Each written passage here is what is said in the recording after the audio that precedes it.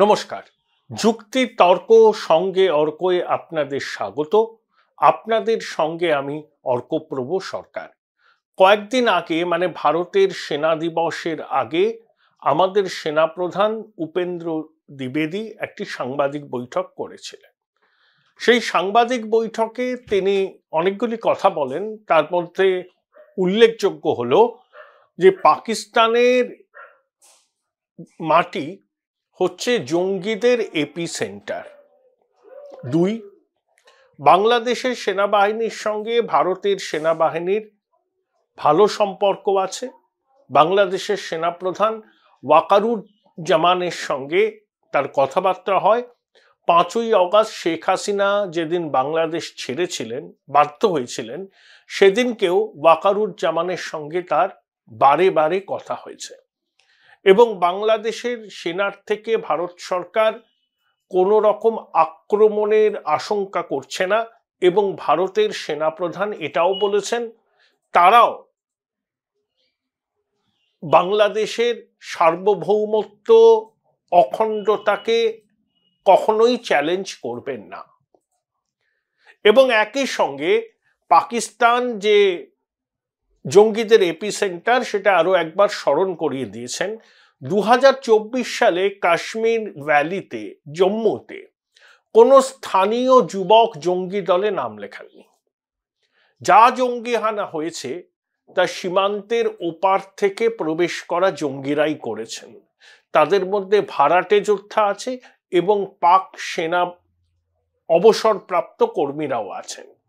এবং যে যে জঙ্গি হানা হয়েছে তারপর আমাদের নিরাপত্তা বাহিনী জঙ্গিদের খতম করেছে, যে অস্ত্রশস্ত্র উদ্ধার হয়েছে, তাতে পাকিস্তানের ছাপ স্পষ্ট। পাকিস্তানের সেনাপ্রধান প্রতিবাদ জানিয়েছেন, বলছেন যে ভারত নিজেদের দোষ ঢাকতে পড়শি দেশের ঘাড়ে দোষ চাপায়। কিন্তু আমরা জানি পাকিস্তান চিরকালই জঙ্গি জিহাদিদের মদদ দিয়েছে, সেটা কাশ্মীরে হোক বা ভারতের অন্যান্য জায়গায় হোক। আমাদের সংসদে জঙ্গি হামলা, মুম্বাইতে জঙ্গি হামলা 26/11, মুম্বাইতে লোকাল ট্রেনের বিস্ফোরণ, তার আগে স্টক এক্সচেঞ্জে বিস্ফোরণ, হাল আমলে আমাদের পাঠানকোটের বায়ুসেনা ঘাঁটিতে হামলা, পুলওয়ামাতে জঙ্গি হামলা, সবের মধ্যেই পাকিস্তানের হাত ছিল। তাই পাকিস্তান সেনাপ্রধান নির্লজ্জতার সব নজির অতিক্রম করে ভারতকে দুষেছেন। দেখুন, দাউদ ইব্রাহিম থেকে শুরু করে হাফিজ সঈদ থেকে শুরু করে জাকিউর রহমান লখভি সবাই পাকিস্তানে লুকিয়ে আছেন। এমনকি স্বয়ং ওসামা বিন লাদেনকেও ইসলামাবাদের অদূরে আবোটাবাদে আমেরিকান নেভি সিল বাহিনী খুঁজে বার করে তাকে নিকেশ করেছিল। সুতরাং পাকিস্তান হচ্ছে safe haven for terrorism, extremism and organised crime. সারা বিশ্ব এটা জানে। আমেরিকাও বলছে যে এতদিন পাকিস্তান তাদের ন্যাটো বহির্ভূত সহযোগী ছিল, কিন্তু পাকিস্তান হক্কানি নেটওয়ার্ককে বিরুদ্ধে অভিযান চালাচ্ছে না। এই হক্কানি নেটওয়ার্ক আবার আমেরিকার বাহিনীকে আক্রমণ করে। সুতরাং রিপাবলিকান সেনেটররা বলছেন যে পাকিস্তানকে প্রমাণ দেখাতে হবে তারা হক্কানি নেটওয়ার্কের পরিকাঠামো ভাঙার ক্ষেত্রে কার্যকরী ব্যবস্থা নিয়েছে। সেই প্রমাণ যদি মার্কিন কংগ্রেস মনে করে ঠিক আছে, তবেই পাকিস্তান ন্যাটো বহির্ভূত সহযোগী হিসাবে থাকতে পারবে, অন্যথা নয়। অর্থাৎ পাকিস্তান যে জঙ্গি জেহাদিদের আশকারা দেয়, মদত দেয়, পরিকাঠামোগত সুযোগ সুবিধা দেয়, আমাদের পাক অধিকৃত কাশ্মীরে অনেক জঙ্গিদের লঞ্চ প্যাড আছে, সেখানে পাকিস্তান সেনা রীতিমতো তাদের প্রশিক্ষণ দেয় এবং পাকিস্তান সেনার মদতে জঙ্গিরা ভারতে অনুপ্রবেশ করে, এগুলো আমরা জানি। কিন্তু তাও পাকিস্তান নির্লজ্জতার সব সীমা অতিক্রম করে নিজেদের পাপস্খলন করার জন্য অক্ষম যুক্তির অবতারণা করেছে। এই আবহেই সম্প্রতি ইসলামাবাদে গিয়েছেন, নামটা বলছি আপনাদের, কামার উল হাসান। ইনি হচ্ছেন প্রিন্সিপাল স্টাফ অফিসার বাংলাদেশ সেনাবাহিনীর। কামার উল হাসান, পিএসও বলা হয়, principal staff officer, lieutenant colonel বোধহয় তার পদমর্যাদা, বাংলাদেশের সেনাবাহিনীতে ওয়াকারুজ্জামানের পরেই তার গুরুত্ব। তিনি ইসলামাবাদে পাক সেনাপ্রধান আসিম মুনিরের সঙ্গে দেখা করেছেন, আরো কয়েকজন সেনাকর্তার সঙ্গে দেখা করেছেন, এবং আলোচনার বিষয়বস্তু যা সংবাদ মাধ্যমে উঠে এসছে সেটা হলো যে বাংলাদেশকে পাকিস্তান সেনাবাহিনী সর্বতোভাবে সহায়তা করবে, প্রশিক্ষণ দেবে, স্ট্র্যাটেজিক অ্যালায়েন্স হবে, এমনকি অস্ত্র শস্ত্র যুদ্ধ বিমানও পাকিস্তান থেকে কিনতে পারবে বাংলাদেশ। ইতিমধ্যে পাকিস্তান চীনের কাছ থেকে জে-135 স্টেলথ যুদ্ধ বিমান তো পেয়েছে, 5th জেনারেশন। আরো তারা নাকি অস্ত্র শস্ত্র কিনবে। তাদের মনে সবসময় একটা ন্যারেটিভ তৈরি করা হয়, এই বুঝি 100 কোটি হিন্দুর ভারত পাকিস্তানকে আক্রমণ করবে, ইসলাম খাতরে মে হ্যায়, অর্থাৎ প্রতিরক্ষা খাতে ব্যয় বরাদ্দ বাড়াও। এই যখনই আপনি ব্যয় বরাদ্দ বাড়াবেন তখন সেখানে কাটমানির ডিল হবে। পাকিস্তানের সেনাকর্তা, ব্যুরোক্র্যাট, পলিটিশিয়ানদের কোটি কোটি টাকার সম্পত্তি দেশে এবং বিদেশে আছে। আবার পাকিস্তানের 3 কোটি বাচ্চা স্কুলে যায় না। পাক বিদেশমন্ত্রী ইশাক দার আর 2-3 সপ্তাহের মধ্যে বাংলাদেশ সফরে আসবেন। তার আগে কামারুল হাসান, যিনি প্রিন্সিপাল স্টাফ অফিসার, তিনি ইসলামাবাদে গেলেন, খুবই তাৎপর্যপূর্ণ।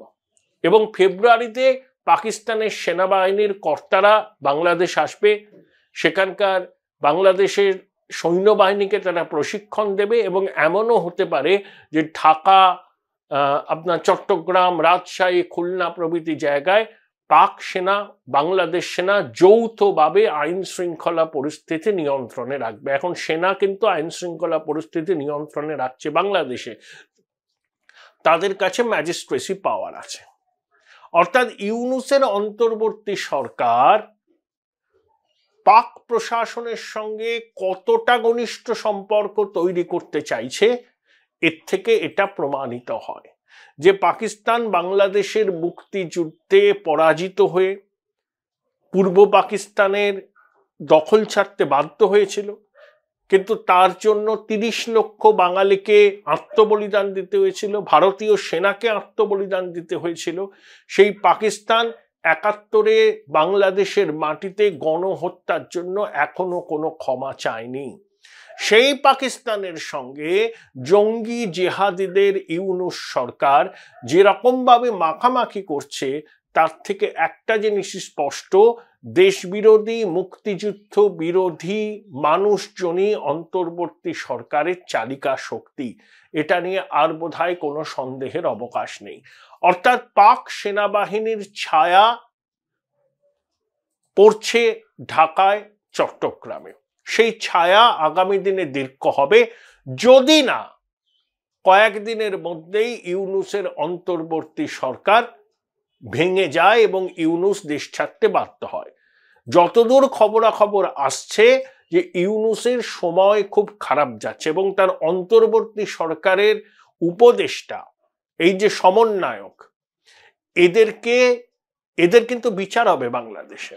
এরা যে অপরাধ করেছে সেটাও কিন্তু মানবতার বিরোধী অপরাধ। শেখ হাসিনার বিরুদ্ধে অভিযোগ আছে গুম, গণহত্যা, দেশের সম্পদ লুট করা, আর এই সমন্বয়ক ইউনূসের সহযোগীদের বিরুদ্ধে আরো মারাত্মক অভিযোগ যে বাংলাদেশের চরিত্র বদল করা, সন্ত্রাসী জিহাদিদের হাতে বাংলাদেশের ভাগ্যকে সমর্পণ করা, ধর্মীয় সংখ্যালঘুদের এথনিক ক্লিনজিং করার উদ্যোগ নেওয়া। এটাও মানবতা বিরোধী যুদ্ধ। এই মানবতা বিরোধী অপরাধের জন্য এদেরকেও বিচার হবে আইন মেনে। সেদিন খুব একটা বেশি দেরি নেই। শেখ হাসিনা 18ই জানুয়ারি বাংলাদেশে হরতালের ডাক দিয়েছেন।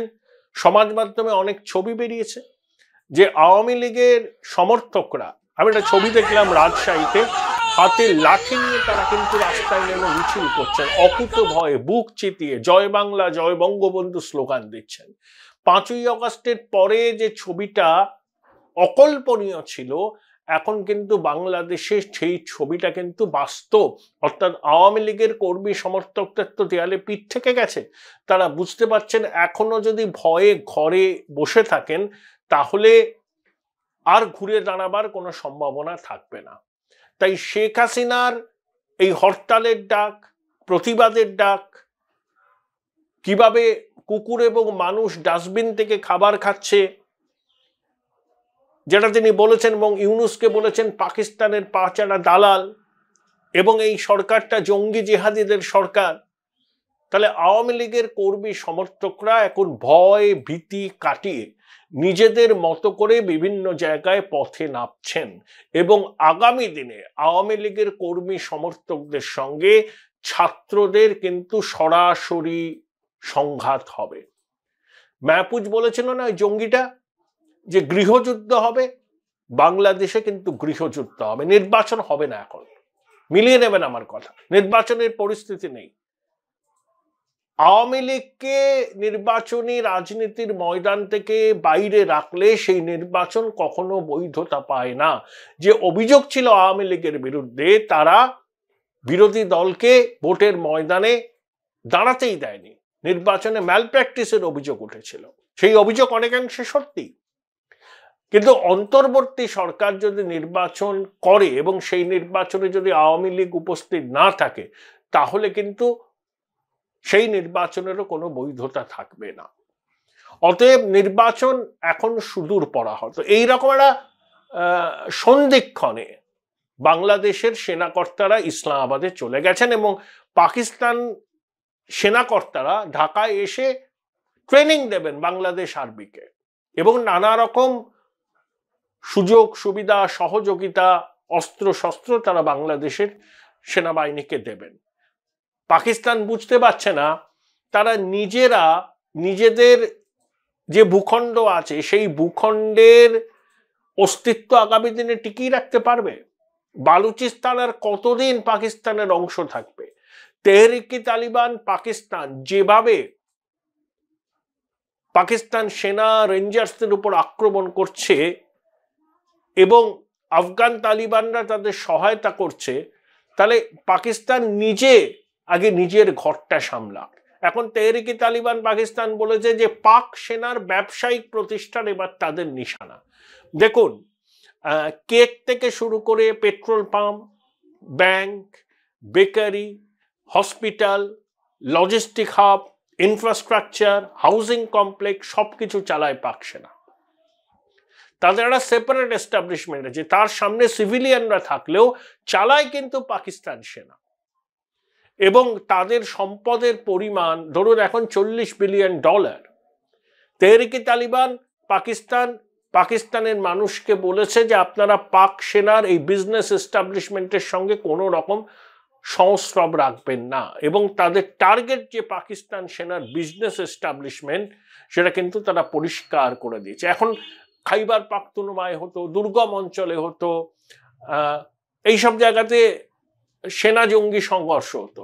এখন কিন্তু তেহরিকে তালিবান পাকিস্তান বলে দিয়েছে তারা এবার পাকিস্তানের ভিতরে ঢুকে, ধরুন লাহোর, করাচি, ইসলামাবাদ, কোয়েটা, পেশোয়ার, মুলতান, রাওয়ালপিন্ডি এইসব জায়গাতে হামলা চালাবে এবং এরকম ডেসপারেট আত্মঘাতী হামলাও ওরা চালাতে পারে।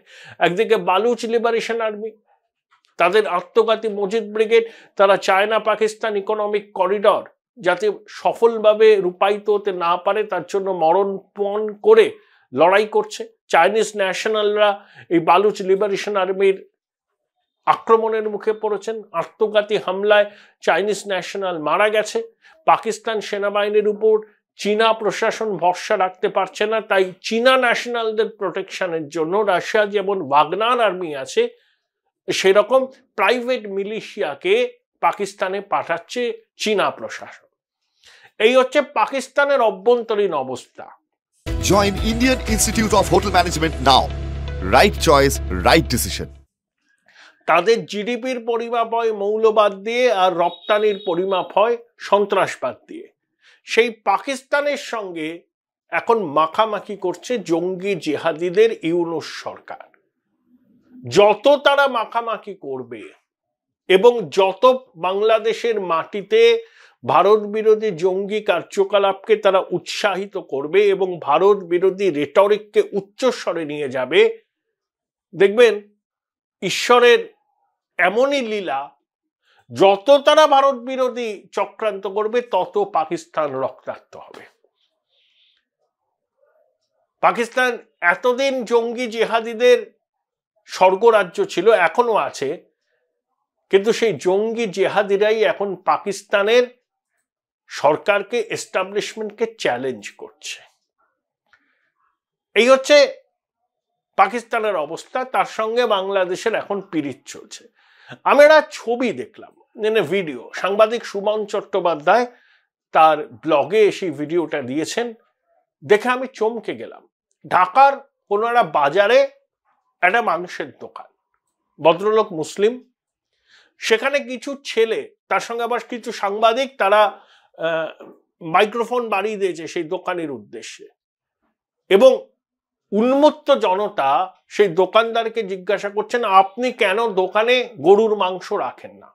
এটা মুসলিম দেশ, এখানে গরুর মাংস না রাখলে দোকান বন্ধ করে দেব। এই ভদ্রলোক দোকানের কর্মচারী, মালিক নন। তিনি বলছেন যে মালিকের সঙ্গে কথা বলুন, আমরা 4.5 দশক ধরে ব্যবসা করছি, কখনো তো এরকম হয়নি। আমি গরুর মাংস রাখবো না ছাগলের মাংস রাখবো সেটা আমার ব্যাপার, আমার ব্যবসায়িক সিদ্ধান্ত, আপনি বলার কে? যারা হামলা করছে তাদের বক্তব্য হচ্ছে, মুসলিম দেশ পাকিস্তান মাংসের দোকান খুলে মাংস বিক্রি করলে গরুর মাংসকে অবশ্যই রাখতে হবে। আবার এরা সংবিধান সংশোধনের যে প্রপোজাল জমা পড়েছে তাতে বলেছে না বহুত্ববাদ, এই হচ্ছে বহুত্ববাদের নিশানা, নমুনা। আসলে এরা শরিয়া প্রবর্তন করতে যায়। এই যে ছেলেগুলো যারা ওই দোকানিকে চমকাচ্ছিল, তারা ধর্মান্ধ, মগজে ঘৃণা গিজগিজ করছে, হিন্দুদের প্রতি ঘৃণা, হিন্দুরা বাংলাদেশের যত নষ্টের মূল, এটা তারা বিশ্বাস করে। এবং এদের অধিকাংশই দেখবেন মাদ্রাসা শিক্ষায় শিক্ষিত এবং ওয়াজ মাহফিল সংস্কৃতিতে লালিত পালিত। চমকে দেওয়ার মতো ছবি, চমকে দেওয়ার মতো ছবি। আইএমএফ সম্প্রতি একটা রিপোর্ট দিয়েছে, তাতে বলেছে যে পাকিস্তানের কপালে অশেষ দুর্ভোগ আছে। মুদ্রাস্ফীতি তো এখন 11% কাছাকাছি, সেটা কমবে না, আর্থিক প্রগতি কমবে। তার মধ্যে অন্যতম কারণ হচ্ছে এই রাজনৈতিক অস্থিরতা। রাজনৈতিক অস্থিরতার জন্য বিনিয়োগ আসছে না, ব্যবসায়িক প্রতিষ্ঠান ঝাঁপ গুটিয়ে ফেলছে ইত্যাদি। অর্থাৎ ডুমস্টে বাংলাদেশে এসে গেছে। এখন প্রশ্ন হচ্ছে, who holds the reins of the final ক্যাটাস্ট্রফ?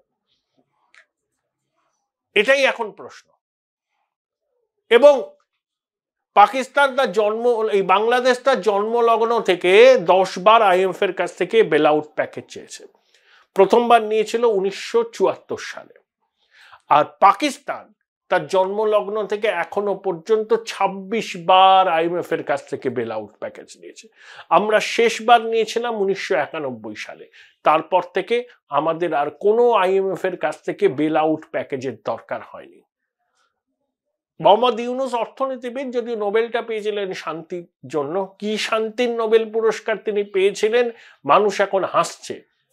জানেন, হেনরি কিসিঙ্গারও শান্তির নোবেল পুরস্কার পেয়েছিলেন। যে কিসিঙ্গার জীবদ্দশায় যুদ্ধাপরাধের জন্য পৃথিবীর বিভিন্ন দেশে যেতে পারতেন না। হিটলারকেও শান্তির নোবেল পুরস্কার দেওয়ার পরিকল্পনা হয়েছিল। তাহলে শান্তির নোবেল পুরস্কার পাওয়ার মাপকাঠি কি আপনারা নিশ্চয়ই বুঝতে পারছেন। ইউনূস কিভাবে তার নোবেল পুরস্কারটি পেয়েছিলেন এখন সবার কাছেই সেটা দিনের আলোর মতো স্পষ্ট। ইউনূস নাকি অর্থনীতিবিদ। ডক্টর মনমোহন সিং 91 সালে যখন অর্থমন্ত্রী হলেন, তখন আমাদের দেশে ঠিক 2 সপ্তাহের আমদানি করা যায় এরকম বিদেশি মুদ্রার ভাঁড়ার ছিল। তারপর থেকে 33 বছর পেরিয়ে গেছে। ভারত আজকে 4র্থ বৃহত্তম অর্থনীতি হওয়ার মুখে। আমাদের বিদেশি মুদ্রার ভান্ডার, তথ্য প্রযুক্তিতে উন্নতি, পরিকাঠামোয় বিপুল লগ্নি। 55 কোটি গ্রেট ইন্ডিয়ান মিডল ক্লাস। ইউরোপের অনেক দেশের সম্মিলিত জনসংখ্যার থেকে আমাদের মিডল ক্লাসের সংখ্যা বেশি। আমরা স্পেস ডকিং করছি, আমরা সফল চন্দ্রযান অভিযান করছি। ডক্টর মনমোহন সিং আধুনিক ভারতের উপকার। নরেন্দ্র মোদী যে আর্থিক নীতি নিয়েছেন তাতে ইনক্লুসিভ গ্রোথ আছে। একদিকে ওয়েলফেয়ার স্কিম, অন্যদিকে পরিকাঠামোই উন্নয়ন, অন্যদিকে দেশি বিদেশি পুঁজিকে আহ্বান, অন্যদিকে বিভিন্ন ক্ষেত্রে সরকারি বিনিয়োগ বাড়ানো। বেকারত্ব আমাদের দেশও আছে, অবশ্যই আছে। আমাদের আর্থিক বৃদ্ধির হার কমবে বলে পূর্বাভাস হয়েছে, কিন্তু আমরা কখনো 91 সালের পর থেকে আইএমএফ প্রমুখ প্রতিষ্ঠানের কাছ থেকে বেল আউট প্যাকেজ নিইনি। এখন এই আইএমএফ অনেক কঠিন শর্ত আরোপ করছে বাংলাদেশের উপর। তার পিছনেও ভারতের হাত দেখছে বাংলাদেশের সংবাদ মাধ্যমের একটা অংশ। গীতা গোপীনাথন আইএমএফ এর সেকেন্ড ইন কমান্ড, আগে বোধহয় মুখ্য অর্থনৈতিক উপদেষ্টা ছিলেন, এখন ডেপুটি ম্যানেজিং ডিরেক্টর। তিনি যেহেতু ভারতীয় বংশোদ্ভূত, তিনি নাকি অন্তর্বর্তী সরকারকে ভালো রকম ভাবে টাইট দিচ্ছেন, কঠিন কঠিন শর্ত আরোপ করতে বলছেন। সেই শর্ত আরোপ না করলে ঋণের কিস্তির টাকা ছাড়া যাচ্ছে না। আবার তারা বলছেন যে 2023 সালে হাসিনা সরকার চেয়েছিল $450 কোটি আইএমএফ এর কাছ থেকে, কিন্তু আইএমএফ দিয়েছিল $470 কোটি। তারা বলছেন যে গীতা গোপীনাথন যেহেতু ভারতীয় বংশোদ্ভূত, ভারতের পররাষ্ট্র নীতিকে মাথায় রেখেই তিনি বাংলাদেশকে আর্থিক সাহায্য করতেন। আরে তখন বাংলাদেশের বৃদ্ধির হার ভালো ছিল, মানুষ আর কুকুর ডাস্টবিন থেকে খাবার খুঁজে খেত না, চালের কিলো 100 টাকা হয়নি, মুদ্রাস্ফীতি 11% হয়নি, 30% শিক্ষিত বেকারের হার পৌঁছয়নি। তা আইএমএফ সবকিছু বিচার বিবেচনা করে ঋণ দেয়। ঋণ পরিশোধ করার ক্ষমতা আছে কিনা সেই রাষ্ট্রের সেটা তারা দেখে। তখন তাদের মনে হয়েছিল যে Bangladesh is poised to take off a new level, তাই তারা দিয়েছিল। কিন্তু এখন বাংলাদেশে যে অবস্থা ডুমস্টে, তাই কেউ আর ভরসা করছে না। ঠিক পাকিস্তান, যেখানে আইএমএফ বেল আউট প্যাকেজ দিচ্ছে, সেই জন্য সেখানে 1 লিটার পেট্রোলের দাম পাকিস্তানি টাকায় 1000 টাকা। ওখানকার মুদ্রাস্ফীতি 38% কাছাকাছি। আমার শোধ দেওয়ার ক্ষমতা আছে কিনা, আমার ক্যাপাসিটি আছে কি লোনটা নেবার, সেটাই তো বিচার করে। এর পিছনেও ভারতের হাত থেকে ফেলেছেন। অর্থাৎ উগ্র ভারত বিরোধিতাকে কিভাবে প্রশ্রয় দিচ্ছে অন্তর্বর্তী সরকার এবং জঙ্গি জিহাদিরা, এটা তার সর্বোৎকৃষ্ট প্রমাণ। কিন্তু সবথেকে উল্লেখযোগ্য যে ঘটনা, সেটা হচ্ছে বাংলাদেশের সেনাকর্তারা ইসলামাবাদে গিয়ে পাকিস্তানের সেনাপ্রধানের সঙ্গে বৈঠক করলেন। কম্প্রিহেন্সিভ প্ল্যান তারা তৈরি করছে নিজেদের সিকিউরিটি, নিজেদের সামরিক শক্তিকে বাড়ানোর জন্য। ভালো, করতেই পারেন, স্বাধীন সার্বভৌম দেশ। কিন্তু পাকিস্তান সেনাবাহিনীর সাথে মাখামাখি করছেন। পাকিস্তান সেনাবাহিনী এবং আইএসআই যদি বাংলাদেশের মাটিকে ভারত বিরোধী জঙ্গি কার্যকলাপের কাজে ব্যবহার করার শর্ত দেয়, সেই শর্ত পূরণ হলেই তবে তারা সহায়তা করবে, তাহলে জেনে রাখুন ওই জঙ্গি জিহাদিদের কোনো পরিকল্পনা আমরা সফল হতে দেব না। ঘুষকার মারেঙ্গে। এটা যেন ইউনূসের অন্তর্বর্তী সরকারের মাতব্বররা দুটো কান খুলে শুনে নেন। এটাই বাস্তবতা, এটা নতুন ভারত। 140 কোটি ভারতবাসীর নিরাপত্তা নিশ্চিত করার জন্য যে কোনো ধরনের কঠোর পদক্ষেপ যদি নিতে হয়, এই ভারত তার থেকে পিছপা হবে না।